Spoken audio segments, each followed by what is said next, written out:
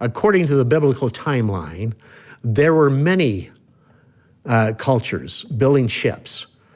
For example, Noah built a giant barge at about 4,300 years ago. Found in 1 Kings chapter 5 is a story of King Solomon, who had amassed a large naval force. At the same time as in history that the Queen of Sheba, the Queen of Egypt and Ethiopia, was credited of having over 400 seafaring vessels capable of braving the ocean worldwide.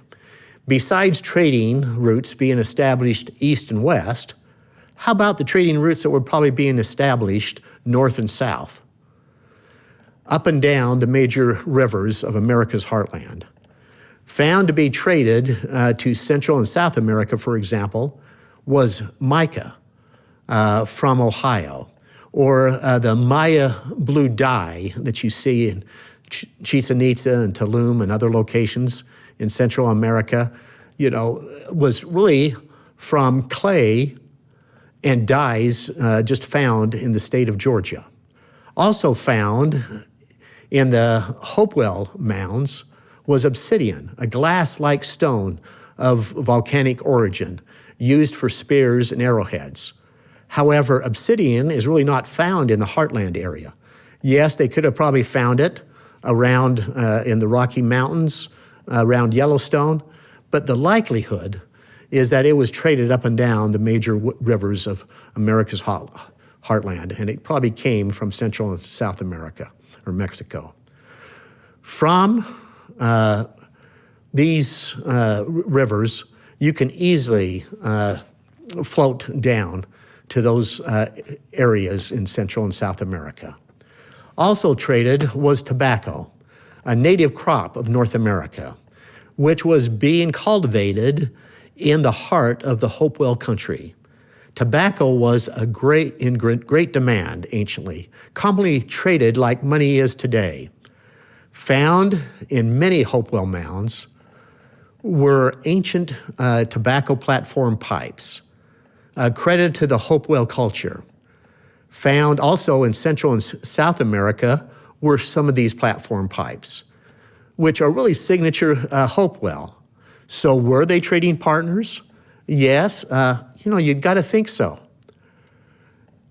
On this slide, I cataloged some 40 ancient archaeological sites found in North America, listing the published dates of these ancient archaeological sites and placed them in chronological order. In so doing, these are some of the findings that I kind of pulled and I learned from that exercise.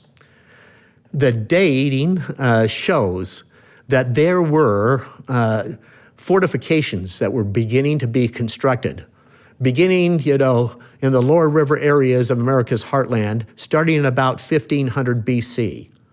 Then the date would suggest a northern migration up to more mineral-rich areas of America's heartland, traveling up these rivers, such as the Ohio, the Tennessee, the Chattahoochee River, the Savannah, and the Wabash rivers. There, the Hopewell and the Adena culture grew, and they started to build these giant earthen constructions and fortifications until about 400 to 500 AD, when most all of these constructions started to grind to a halt due to some kind of altercation or genocide that was taking place. So if their cities and homes were being burnt down and winter was setting in, and you knew that there was warmer climates to the south, what would you do? Would you take flight down to one of these rivers to a warmer climate? And how would you do that? Well, probably float down, create a raft or a boat of some sort, and go down one of the major rivers, thinking that it would be a flight into safety. But was it a flight into safety, or was it a flight into slavery?